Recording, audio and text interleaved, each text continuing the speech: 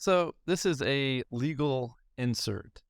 So while editing this podcast from last night and sort of spilling over into this morning, in the middle, I received an email from a previous podcast guest, Pastor Melanie, and essentially it was with the suggestion that maybe I should have something that says the views expressed in the interviews are not necessarily those of our Rapture, maybe those of the host, those of the ProLife Team podcast. Um, and so I think that's very timely. And I feel like God's fingerprints were on this email because I was literally working on an episode where it's a pro-choice person and a pro-life person engaging in dialogue and conversation. And so obviously, Irish.com does not share the beliefs of this pro-choice side, and so here I am adding in the disclaimer text to say, yeah, some of the views expressed in this podcast do not reflect upon the host or the sponsor or the organizations and companies that make it so that we can that this podcast can take place. And so, without further ado, let's hear the podcast. Welcome to the Pro-Life Team podcast. I'm here with Ron Brown, and we're going to be talking about pro-life and pro-choice arguments. This show will also be posted on Ron's YouTube channel, as well as the Pro-Life Team podcast channel. And so I hope that you find this interesting, and please comment as you have thoughts and things for us to discuss next time we talk.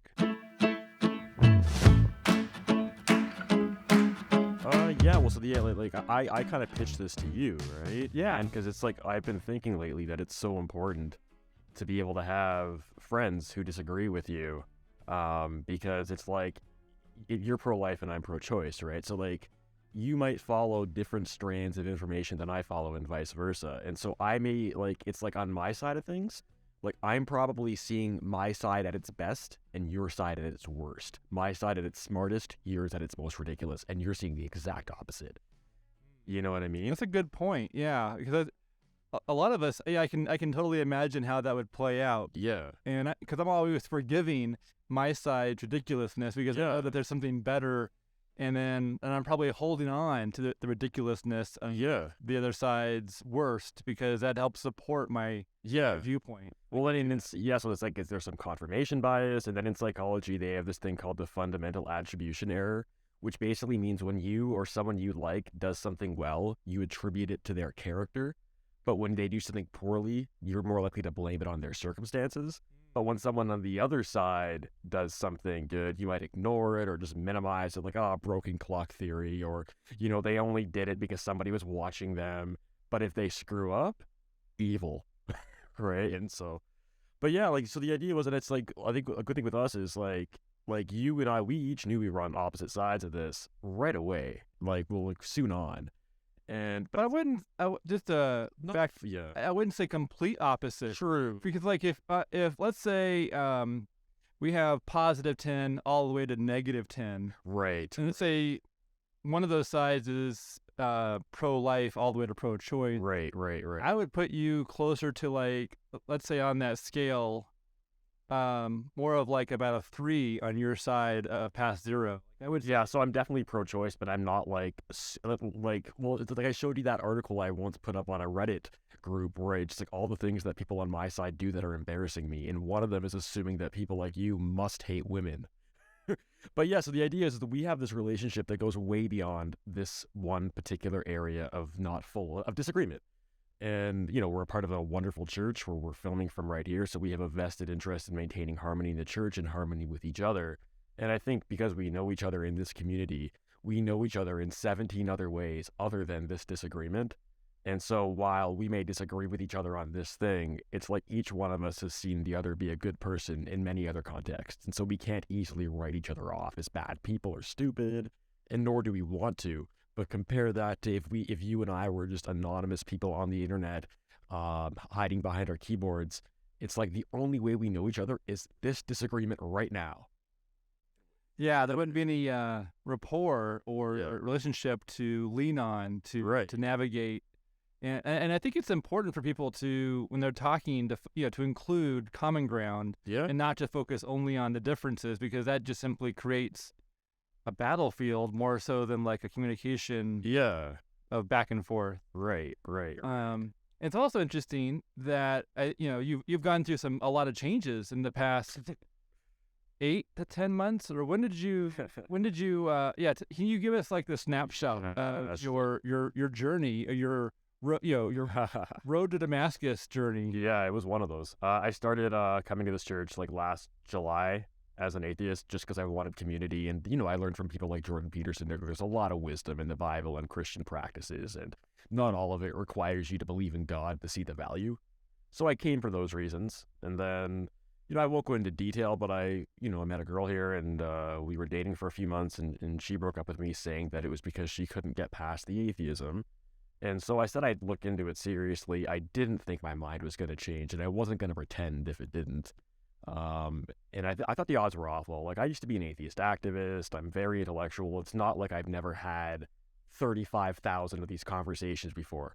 And it's like, what are the odds I'm going to hear a new argument tomorrow that I haven't heard in the last 17 years? Well, I did. And it literally was tomorrow.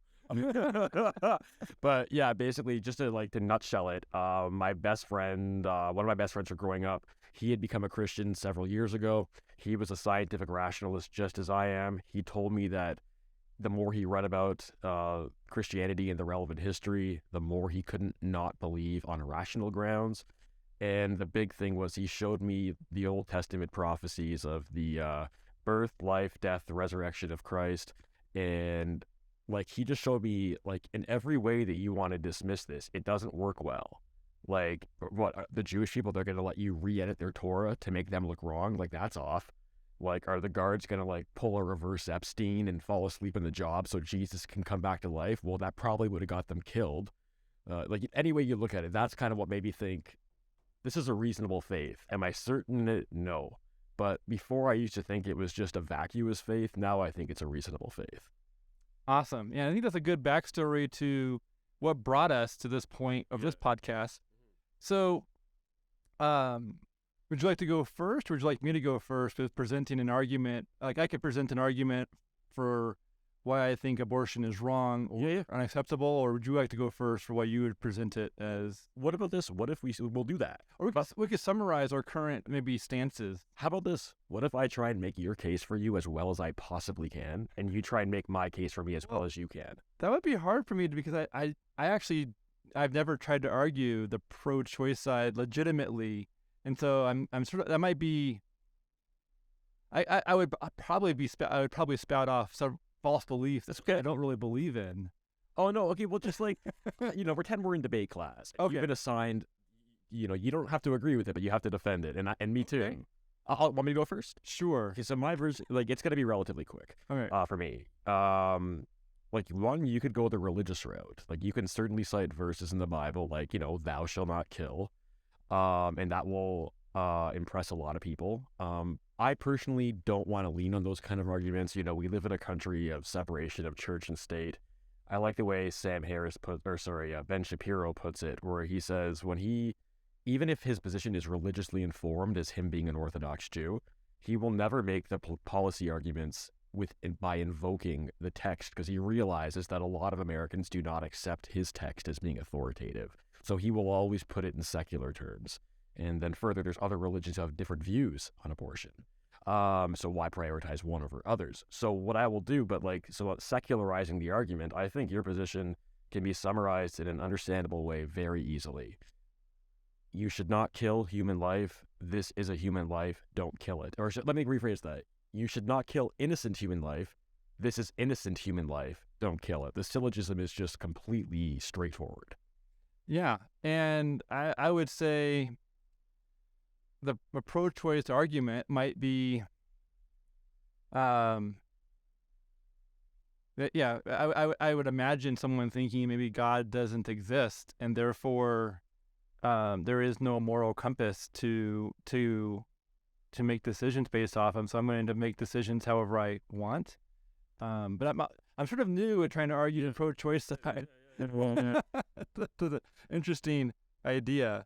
But I would think it would be a matter of removing the moral and the morality of how, if you were to say I don't believe in the Bible, if I said I don't believe in the Bible, I don't believe in God, and that would support me doing, where's the moral compass come from? And so therefore, for people who don't believe in God, I still think that, I'm seeing all sorts of holes in my arguments. And so it's actually really hard to argue for the opposite of what I really believe and think. Okay. Well, and an atheist would say too about, I know that because I was one, and I still have a lot of sympathy for this argument, which is that we don't get our values from the Bible. When we read the Bible, like, we already have a certain set of values, and that's why we hyper-emphasize certain verses and explain away a whole bunch of others. It's like we're cherry picking our way through. But yeah, well, do you want to add it? So I made the best case I could for your side.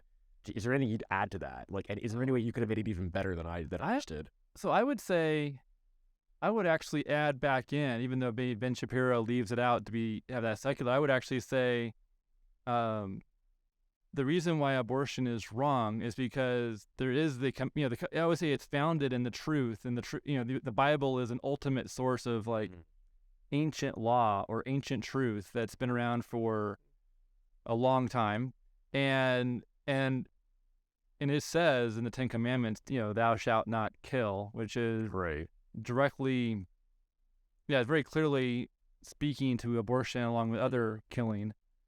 It also, I believe that each person is made in the image of God, and that's also coming from biblical text. And so the reason why someone should not, why abortion is wrong is because the child who is in the womb and being threatened is made in the image of God, which gives them value. And the Bible also says, thou shalt not kill, which is a direct commandment from God, brought down from, on the Ten Commandments. So I get that, but I guess then we start getting into things like tyranny of the majority. So this is a country that is technically, it's a country of separation of church and state, but it's also a country that's majority Christian, right? And so let's say like a Christian majority agrees on something, like if it's just a straight democratic vote for the policy, then you're going to have a tyranny of the majority kind of situation. And that's, I think, one of that's what the Bill of Rights and all the Constitution are all about, protecting against, like, those kind of things. Like, so, like, everyone is granted free speech, for example. No establishment of one religion as being authoritative. And so it's like, even though I get like that, like, you have your position and it's informed by your religion, right? But I'm very nervous about applying one person's religious beliefs, like enforcing them on others. It's kind of like you wouldn't want like if Muslims started like becoming very like common in Tucson, and like city ordinance were put in place that reflected Islamic law. Like I imagine you don't want to have to follow the rules of a religion that you don't subscribe to. Well, but I don't think I'd want to follow the religious rules of a religion I don't subscribe to. But when it comes to, not killing, that's also been established. That's established law, and I don't think anyone is saying we should overturn that law and make killing people or murder, making homicide legal. I don't hear anyone arguing that we should make homicide legal. I don't think that that's really an issue here. Yeah, so that's where I'm most comfortable with your argument. So like everything you just said, it was 100% secular. Okay, right? So like to me, like that's like great. Yeah, and as a person, who could run for political office, or as a person who has ideas, my beliefs are weaved into my thoughts and my position. And so for me, I can say this is why I believe things. Yeah. And it's not really up to me to figure out why someone else should believe that But at least for myself, I can say it's because the religious text is very important to me. Yeah. No, it's a tough one too, right? Because it's like, in a way, it's like it's a democracy. Who cares why you want something? If you want something, you vote for it, right? But then you get into the civil liberties things, tyranny of the majority. It's very murky, very messy. Yeah. But yeah. Well, so how about I'll return the favor. Also, I'll kind of I'll give you the why I'm pro-choice. Okay. So there's a few things. One, I guess the biggest thing is that a fetus, for all we can tell, is not conscious, and maybe at a certain point it becomes conscious. And so maybe it might even feel the pain of the abortion very briefly, and maybe not even at all. Like at a certain point, almost definitely not at all, right? So there's that set of priorities, right? But then there's also, it's like the mother has to carry this fetus for 9 months. Like, and under no circumstances do we let someone else like basically commandeer our body and its resources. So actually, I can even think of a counter argument to that. Actually, it's the thing is, not only do some pro-life people not like me very much, but some pro-choice people don't either. And it's because I actually like will often argue in favor of the man's right to have a financial abortion, because why should she have the ability to forego responsibility and not he? And then it's so funny. It's like sometimes they'll respond back to me by saying, if he couldn't handle the consequences, he should have kept it in his pants. It's like, oh, I didn't know you were pro-life. When did that happen? Oh, I've had that happen so many times. Well, yeah. I'll respond to that one. Yeah. So when it comes to all of these things, like not being conscious, or maybe not being aware of their surroundings or whether they feel pain or not, I would just say, essentially, we're talking about someone at the very beginning of their life. They haven't had a birthday yet. They're currently still in the womb. They're growing. Maybe their heart's fully developed, and for many people, the brain is not fully developed. I mean, like until 25 or 28. But most of the organs are not fully developed until they're at some point. But all that to say is, if we were to walk out a toddler who was also not able to feel pain or not aware of their surroundings, or they're aware of their surroundings, or that causes their mom lots of sleepless nights, or they're doing temper tantrums, I don't think anyone would argue that it's okay to kill the toddler who would have the same exact scenarios perhaps. Well, cause I think in order to make this more equivalent, like, it's almost the like toddler would basically have to be in a coma. Like, it'd be like the Terry Schiavo situation or something, because if the toddler is actually out and moving around and doing things. So if you think about it, toddlers' brains are only 2 years old. They have 26 more years to develop until their brain is developed.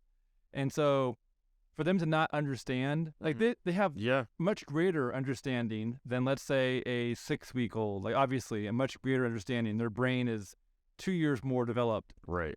However, I don't think how much someone knows should dictate, it being okay to kill them. Like, if you compared a toddler to a 21-year-old, the 21-year-old would normally be more aware, would probably feel more pain and different parts of their body. I don't think how much pain someone feels or how much awareness they have would say it's okay for us to, in the case of a homicide, we're not going to investigate the toddler being killed. Well, I guess it's like, a lot of times, you ever notice when you're making these arguments, like, it's like you have your starting position and then you find arguments for it second. Like I do that, but I try and be honest about it, right? Well, but my starting point is walk out the toddler compared to the preborn child who. Well, okay, so the toddler though is sentient, right? So that's a difference, right?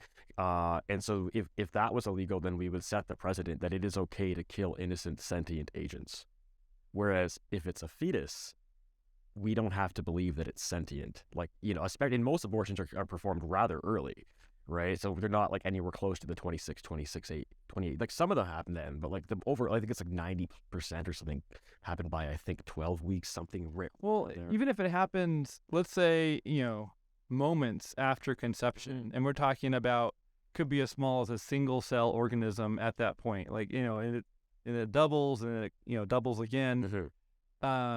But let's say we're all the way back. I mean, essentially, that's a new life, a new person, a new DNA that's been created, and it's going forward unless you stop it, which is what killing is, a way of stopping, prematurely stopping it or ending it. Right.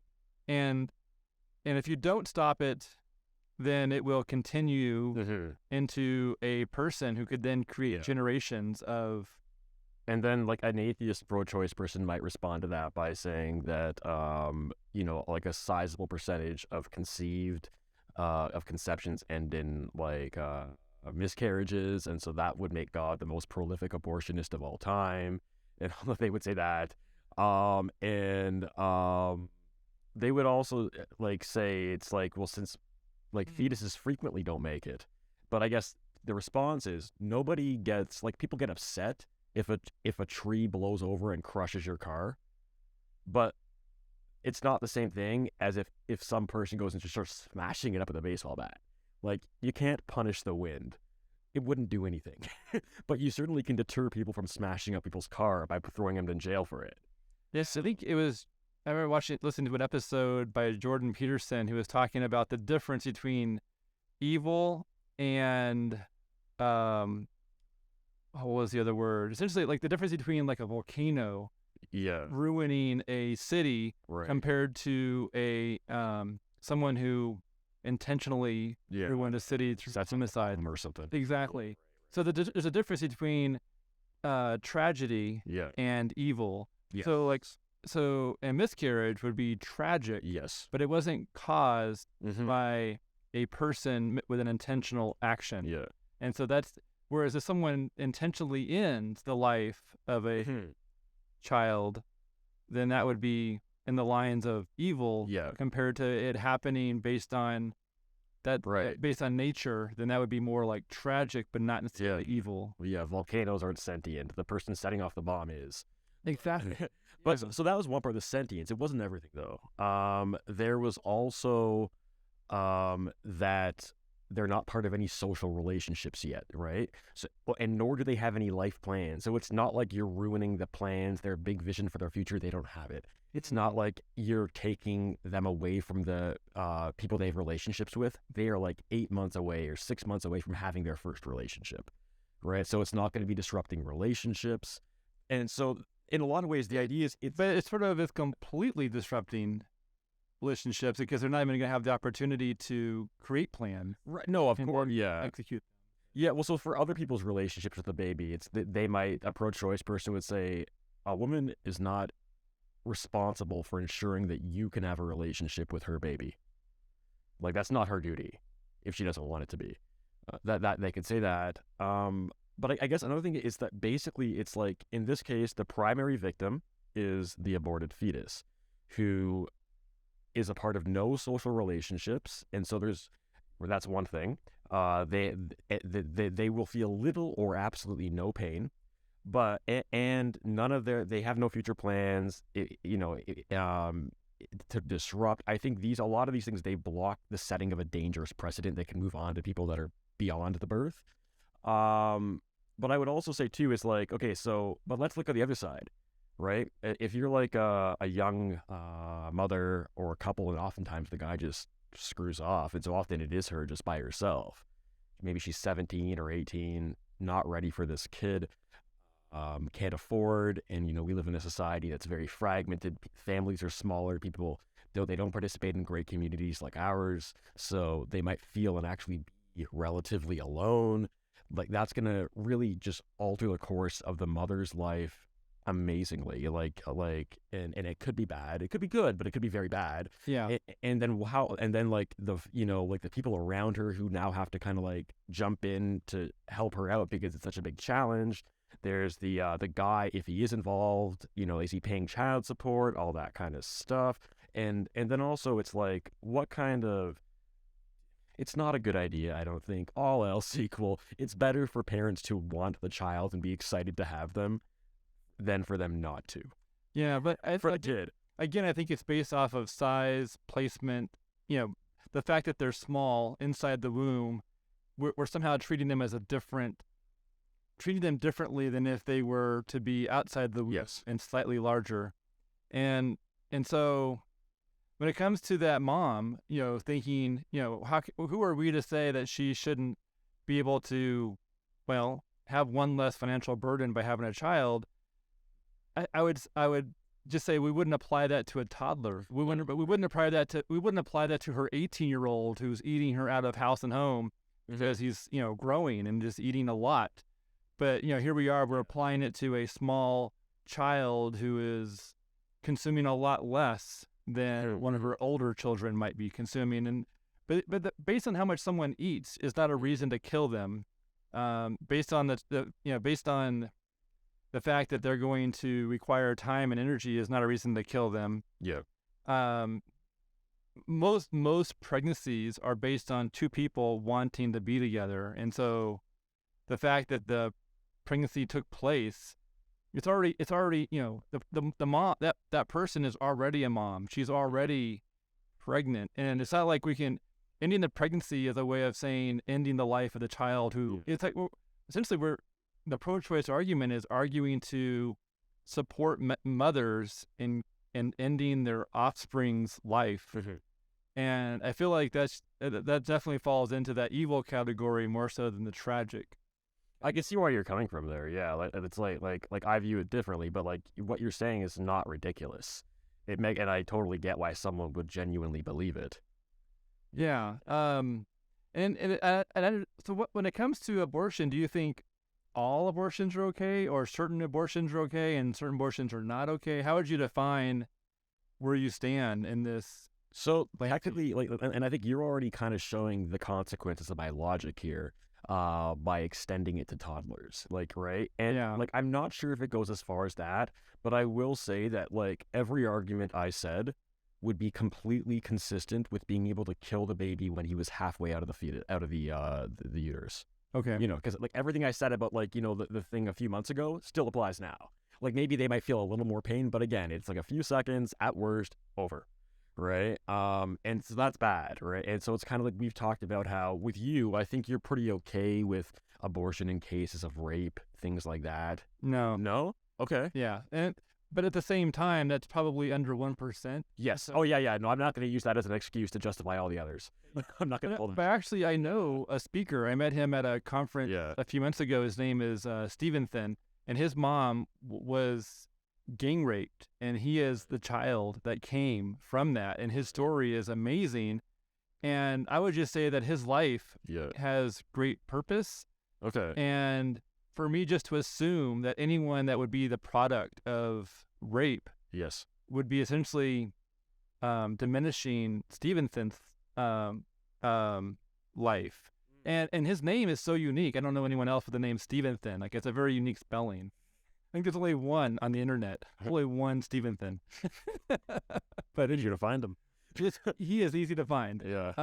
But I would just say the story of someone whose mom was in that scenario, and the fact that his life has great value represents a really interesting counter argument to how many people will just simply say it's okay to kill the child based on the fact that the dad or the father raped the mother. Okay. And then rape and incest, those are the two arguments. Yeah. And often get thrown in there. And they get used to justify pro-choice across the board. It's okay, that's the marginal case. So where else do we use the 1% to justify the 99%? And by Wall Street.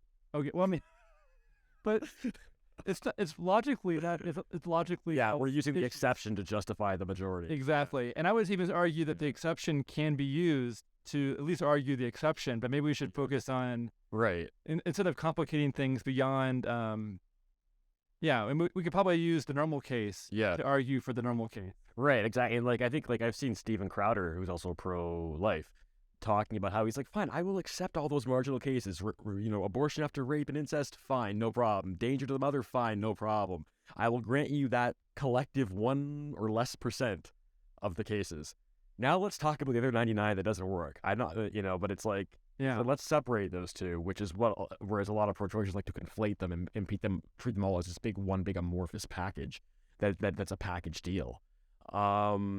There's cases of forced abortion such as, let's say someone's being sex trafficked and they got impregnated by having a pimp forcing them to have sex 15 times a day, and they're being, they're using the abortion as a way of treating, so they can get back to, back to being used in the sex trafficking world. There's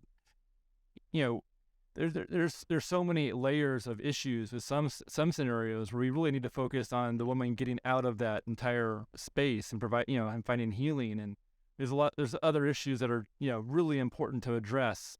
And like that's really hard to consider and think about. But at the same time, then there's Stevenson, who was born and his mom was in a terrible situation, but yet his life still has this amazing value, even though the circumstances of his conception were horrific. Yes. And in a way, obviously I disagree with you on this one, right? But I will say, the entire time I've been pro-choice, which has been the entire time that I've had an opinion on it one way or the other, I've always had a certain measure of respect for people that say what you just said, because at least you're being consistent. It's like, the whole thing is, this is an innocent human life. Well, even the fact that his dad or her dad was a rapist, we're going to punish her for that or him for that. So in a way, it's like, I appreciate the consistency. I see that follows from the beliefs. And I think everyone that is looking to choose abortion, whether it may not be rape, but let's say they have other, they have a lot of complex, they feel like they have no other choice. They feel like they can't afford something. They have all these plans. They're, let's say they're selfish. There's something that's driving them to want to choose abortion or feeling like they must choose abortion. Right.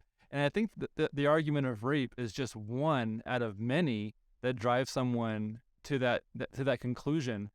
And I think a lot of it comes from, when Planned Parenthood says, "Are you ready to be a parent?" Well, that's a pretty loaded question, because who's really ready to be a parent? If you asked all the parents out there who already have kids, were you ready? I would say most parents would say, I wasn't ready, but I'm really glad I did. That'd be a common answer. Or they might say, I was as ready as I reasonably could be. Best case scenario, right? Or I wasn't ready, and and God is bigger than me being ready. Or there's grace, and it took me 10 years to figure out how to be a good parent. That's a response that I could imagine hearing quite often. Totally. And just because someone's not ready doesn't, the reality is that they're already pregnant. They're already a mom. Yeah. And then they're thinking, what Planned Parenthood essentially is saying, you can not be pregnant, but in the reality is that they're already pregnant. The stop pregnancy would happen before pregnancy, not to end it in the middle is a way of having an abortion or killing. Okay. So I'm going to praise you about one thing. But before I do that, I've been being very complimentary to you this whole time, and so I know there's some pro-choicer out there who hates me right now because I'm not destroying you and I'm being way too nice to you. So I will just restate, my position is based on essentially I guess it boils down to what will create the most human well-being with the least human cost, and for that reason, to me, the answer is pro-choice.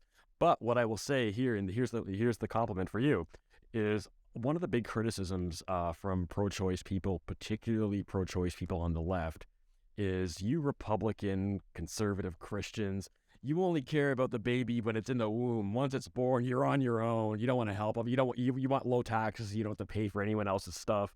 Well, you work for a pregnancy crisis center. We do. We work for. I have a company that works for sub. Yeah. But at the same time, I feel like if you try and say, if you were to go to the, let's say an anti-cancer group, and you told them, well, you need to also fix, why aren't you fixing poverty? Why aren't you fixing world hunger? But I get the point of the pro-choicers, because it's like, you want to force me to have a child I don't want, and then you don't want to help me with the child. You are not that. You are your organization is doesn't it basically amount to saying, we understand it's hard to have a child when you're nowhere near ready. We're here to help you. Yeah. So pregnancy centers will provide free parenting classes. Right. They provide free resources while someone's pregnant, ultrasound and pregnancy tests and counseling. Yeah. They also will provide usually like if someone takes a parenting class, they earn what's called mommy bucks, which they can then spend in the store to buy clothes, cribs, materials, they can get free diapers and formula, and but the whole point of these pregnancy clinics is to help people that are currently facing a crisis because they're looking to choose abortion because they think they have no other choice. Yeah. But then these other services are secondary, but they're often provided. Right. But they're not the focus of the work. The focus is to sort of like help the mom who's experiencing this burning building scenario, and they're trying to help her get out before they try and help her with the next steps. And I do appreciate you guys coming in to say, look, we don't want you to do this, but we're going to help you get through the difficulty. Like, that's noble, I think. Yeah. And I would just say that when it comes to helping people down the road, people who are pro-life would, love to help someone with whatever they can. I mean, that's part of just doing what we're called to do. And very often that sometimes might mean connecting someone with a community of people who they can then lean on, and also eventually help others with, being the support eventually. And those are the things. Most people, a lot of people these days, they don't have a good community. Like if a woman in this church, our church, were to become accidentally pregnant tomorrow and wanted to have the baby, but was just terrified because maybe she's 20 and is nowhere near ready, like, she's got a whole community of people here that are going to support her. But this church is a special place. Like, the level of, it's like a big family. Like, people, we spend 3.5 hours together every Sunday because we do sermon and we talk and eat together for 2 hours. Like, we actually genuinely know each other. But if you don't have that, good word.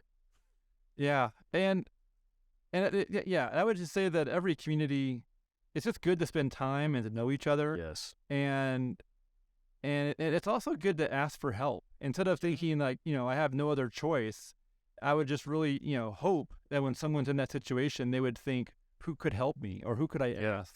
Because just asking someone is a huge step towards finding that help. Yeah. Just making someone else aware that there's a need will give that person an opportunity to respond positively or in a helpful way.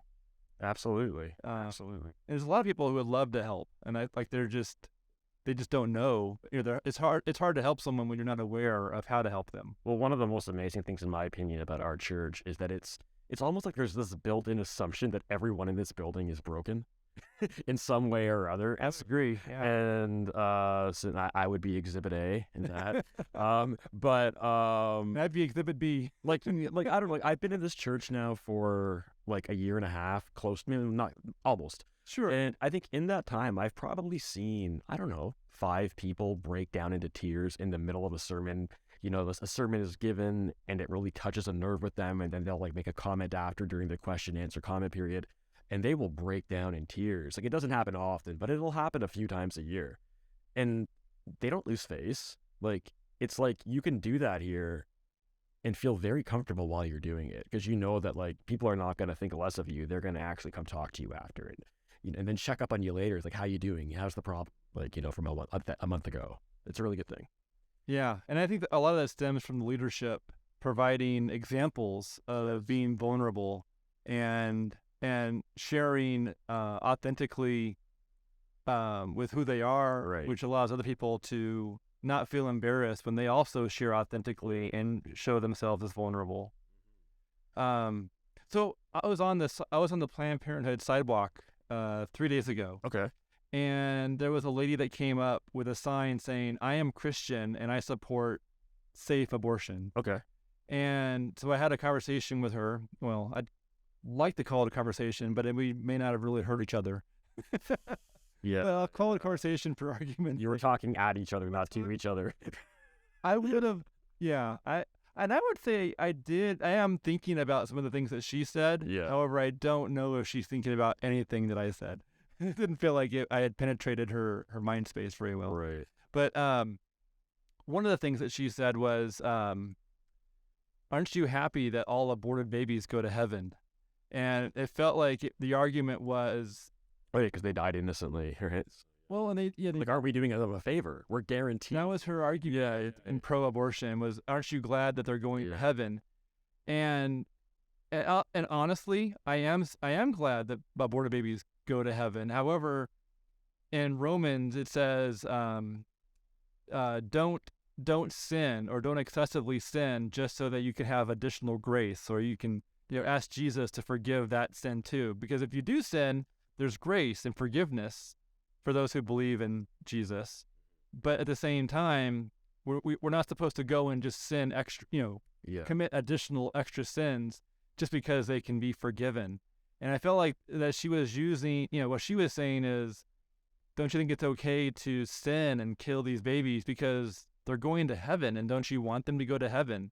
And so I felt like it was a very twisted comment to make, and I felt like it was intentionally, Well, I guess she's trying to use your religious faith against you.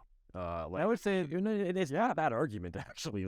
I could see that. Like, I could have seen myself saying that as an atheist. So yeah, I don't begrudge her for that argument. yeah, and I know that she was, taking it and like trying to poke me right there in the side, trying to cause me just enough annoying pain. Oh, so she was being kind of vindictive about it. Like, she wasn't talking to you like we're talking right now. Like, it wasn't friendly. We didn't know each other before, That's and it was minute one. There was no common ground to be established at all. Zero common ground.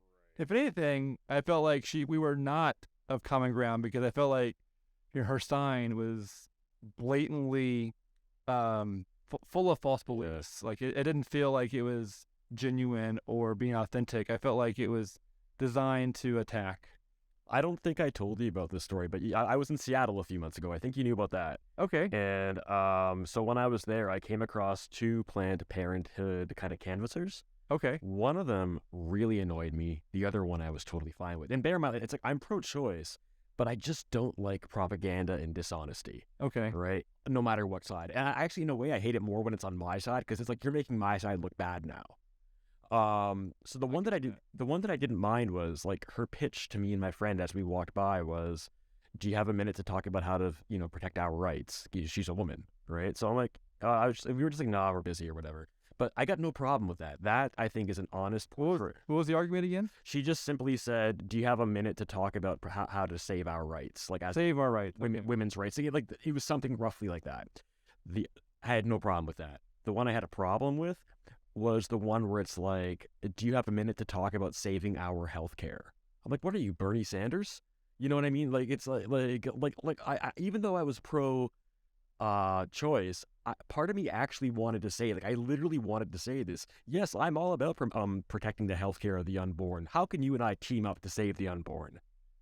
Like, I just wanted to do that. Like, I wanted to respond with basically with douchery. But I didn't do it, but I wanted to. Yeah, and I would agree that healthcare, it doesn't, to me, choosing abortion would be more authentic to call it the opposite of healthcare than to call it healthcare. I would say that women's rights is closer to the woman's right to Her own body. Well, her body and the baby's body, but let's just I would say that's her right to legally, the legal right is more closer to truth. Yeah, it's more of a truthful way of calling it. Whereas healthcare, usually healthcare says we're going to save as many patients as possible. We're going to not encourage any patient to do harm. We're not going to do any harm to any of our patients. Like, that would be like the Hippocratic Oath of, which is no longer practiced because of abortion, but the Hippocratic Oath of saying we're not going to cause harm to our patients. And so healthcare, I feel like, should reflect the Hippocratic Oath, but in reality, in today's world, it doesn't really reflect. It probably reflects money in many instances, more so than actually trying to help every patient within the under the authority of a certain doctor. But I do think it's very easily possible to make like a case for abortion that actually is quite on the whole humane. Like, I think I've done that. You might not agree. You probably don't. That's why we're that's okay. Yeah. But Would you hand me that tea behind you? oh yeah. Yeah, thank you. So what were you gonna say? Yeah, is there any? Well, so I feel like we're kind of just like it seems like it's winding down. But is there anything we haven't said yet that you think we should or talk about? Well, you did mention, the woman's rights to her own body, Right. and that's a complicated thing because can a woman have two hearts? Can a woman have, essentially when there's a body inside of her body that has different DNA and different organs, is that real? I mean, it is. She is helping that body develop. Yeah, and so the response to that by a pro-choicer would generally be, it's like, look, you don't have a right to commandeer my body. Sorry, my body, not yours. You don't have a right to siphon off resources from me if I don't want you to. That's what they would say, and I do think that's a fair argument. But yeah. Yeah, and in situations like that, maybe, yeah, that's it. That's a really interesting. Yeah, I would say it's still not right to kill, and it would also say, in 99% of the situations, the woman had a consensual relationship, which resulted in her getting pregnant, and it's not right to kill, and it's sort of part of. All of us started off as a fetus, or all of us started off as, in that beginning, as a zygote, like a single cell, beginning, and all of us were in that growth stage to our current point. And for us to say, well, it's okay for you to kill someone else, I think is at some levels not really fair for us to say that about someone else when here we are enjoying air, enjoying many birthdays, and we're saying, well, someone else doesn't have to have that opportunity because her mom has other priorities. Even as a pro-choicer, I've always respected those T-shirts that say something like, it's like you get it for like a baby, and it says, "Now that I'm alive, I'm pro-choice," or "Now that I'm out of the womb, I'm pro-choice." Like it basically, it points out exactly what you just said, and I'm like, yeah, that's a clever point. Yeah. But I was gonna say, well, so here's it's like, okay, this is like, I think this conversation it's second to best case scenario. Best case scenario is that one of us actually changed the other's mind. That's best case. But like, it's second best. Neither one of us have moved, I don't think, but we're fine with each other, and that's good. You're not gonna find that online too much. Yeah. So what's the common ground that we have? Maybe that would be because I know that here we are. We're talking about the differences and maybe trying to convince each other, but. Well, I think we both see the other person's side as having validity to it, even if we ultimately, it's like if you value two things, like if we both value apples and oranges, but you value apples above oranges and I do the vice versa, like it's like we're both still valuing the same thing. It's not like I think you have no point whatsoever. It's just that, like, if you make me choose between apples and oranges, I have to make a choice, and it's a forced choice situation here. Yeah. But what was I gonna say? Gosh, yeah, go on. Yeah, and I guess I would say that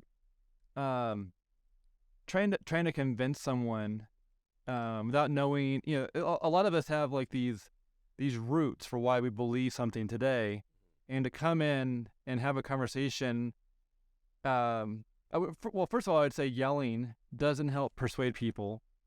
Listening and trying to genuinely understand where someone is really hard to do. Yeah, but I think that's a more reasonable approach to understanding how to help someone, maybe, understand where they stand, and then trying to understand a way to, persuade them in a way that's positive and helpful and not belittling or just try to do it in a healthy or positive way. But I think it's really good for people to be able to talk about it, because very often people will, on topics like this, the conversation will not take place. And I feel like that's almost like this is where conversation really needs to take place. Yeah, exactly. And among people that have relationships that go beyond the current disagreement. I remembered what I was going to say. So remember earlier I was alluding to, like you do have a point about the issue of like, where's the line of continuity? Why is it not okay to kill a toddler? For some reasons, right? For example. And so I guess it's this is one of those things where like you have a position that you're very committed to, and so do I. And both positions, like neither one of them requires you to be stupid or ignorant or evil to believe it. Like it's not hard for either one of us to make a case for the other. But it's like you can't, not to poorly chosen pun, but we can't really split this baby.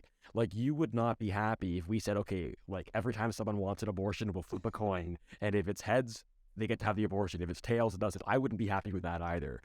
So how do we have a situation here where one of us doesn't get everything we want and the other one gets totally nothing? Because that's a dangerous situation. That's going to create resentment and hostility and hatred, which is bad for both of us.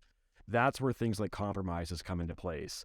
Like that's where I think, like, you know, limiting abortions to early trimesters, like the first, or maybe, I don't know, like certainly not late abortions unless it's like safety of the mother or like safety of, you know, the infant is showing signs of like, you know, it won't live long kind of thing. Because it's like, if I push for like abortion right up to the moment of birth, basically, I'm showing you no respect at all. I'm showing you no sympathy. I'm showing you that I don't give a crap about how you feel at all. Well, how are you going to feel about that? Yeah, and I would say that compromise, since we live in a world where some people, on the scale of -10 to +10, or, you know, that scale, we have people that would fit into all of those numbers. Yes. And especially, you know, especially in that middle zone of like -5 to +5, like that would be a very populated area for a large number of people in our country. And then 0, like right in the middle, where they're, like, you know, undecided, just completely maybe ambivalent. undecided, but maybe, you know, maybe like that would be the person that would say it's okay in the case of rape and incest, but I'm against other abortions that are past like 6 weeks or 10 weeks. See, I would put them on the pro-life side more. Really? Just because it's like, Yeah, because to me, I'd put that more in the middle, because they're supporting abortion. To someone's a few weeks earlier. Like, what if I said, Ron, you know, I'm okay with someone, you know, protecting your life today, but a few weeks earlier, I don't know. Like that wouldn't make any sense. Like that I think intellectually that's dishonest, just to say, well, you're now old enough to be protected. like how is someone different just because they're 5 weeks earlier? Like that's sort of, to me, that feels very intellectually. Well, so I guess so I guess you're kind of commenting on my whole, like, you know, let's limit it to a certain stage of the pregnancy. The thing is, I realize that that's one of those things where it's like it is not perfectly consistent with my position, and it's also not perfectly consistent with yours. Yeah. Our positions are irreconcilable, I think, and so I'm willing to like have a suboptimal solution for myself because I know that I have to cooperate with you.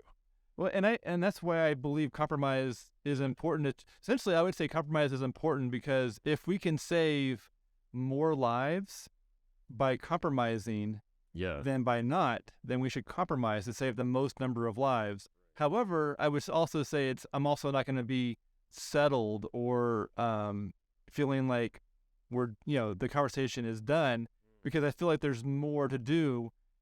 So like, let's say, you know, I'm trying to buy a car and I'm trying to get the price lower. And so you're towing a car for, you know, $100. That's a terrible car. And I go to you and say, how about 50? And then, you say, all right, what if we cut it in the middle, 75? Well, then I might say, well, I'm going to keep pushing it lower. You're going to keep pushing it higher.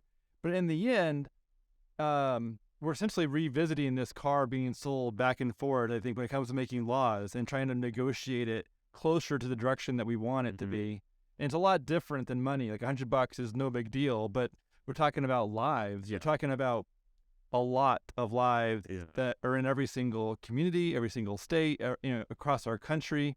And our country only makes up a small amount of the abortions that take place globally. Like, you know, there's China and India.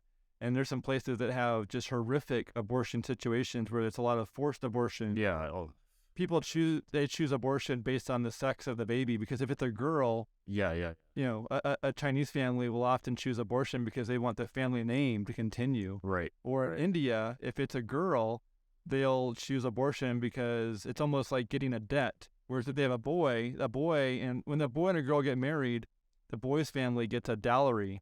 which makes it so it's almost like winning the lottery because they get money. Gosh, I wouldn't be surprised if that dynamic flips. Like if India and China, just not to be crude, but just turn into these massive sausage fests. Every time there's a young marriageable girl, every guy in town is going to be swimming. There's a lot more boys Yeah, or girls because then you'll have boys and their parents like trying to like buy like somehow make themselves rise above their competitors to get. And I would think that represents common ground for someone in the U.S. Because I would think that anyone who's pro-choice in America would say picking someone based on their gender or their sex would be horrific. I think we could all find common ground there.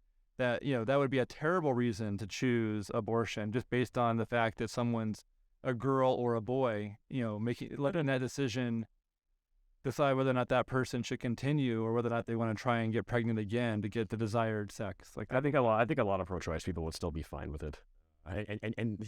No, I'm not saying all of them, but I think a lot of them still would be. And like, cause like all the same arguments. That they would. I don't think that's sexist at the very definition. Like I don't think you can be any more sexist. Yeah, I think they would rationalize it away somehow. That's a good point though, because people who are pro-choice are disproportionately feminist, and so you'd think like from that line of thinking, you would, that's not a bad point, or it's not a bad angle. Yeah, and I would say, having preference over women or men is not desired, but treating them both as remarkable options and not letting that whether someone's a boy or as a parent, if I have a boy or a girl. In the end, I just hope that my child will have opportunities in the future. And it's not a matter of, boiling them down to demographics. It's a matter of like they have a future and they have life, and I'm just excited to be a part of it. Yeah. But to boil it down to demographics feels demeaning and sort of, I don't know, just not good. Fair enough. Well, that's very consistent with your worldview, and your worldview is completely defensible, so fair enough. But I think this was a good conversation. Yeah, I agree. Yeah. I appreciate you coming on here and having this, for both of us to be able to talk about things. And so I definitely will post this on my YouTube channel too. I think it was really useful. Yeah, and I'll look forward to reading some of the comments that people share. I think it'd be interesting to hear what they say. Probably get some pushback on both sides, I would expect. And I'm not sure what your audience looks like, but... Yeah, I'm still learning them. I think I might title the video something like Pro-Choicer and Pro-Lifer Own Each Other. Repeatedly. All right, man. Awesome. A lot of fun.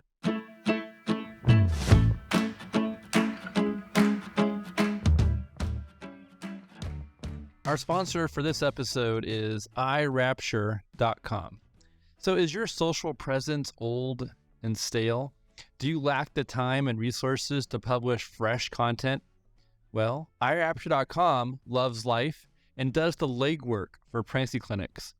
Reach your abortion-vulnerable audience with strategic content marketing. Tap into our 22 years of experience today. That's iRapture.com.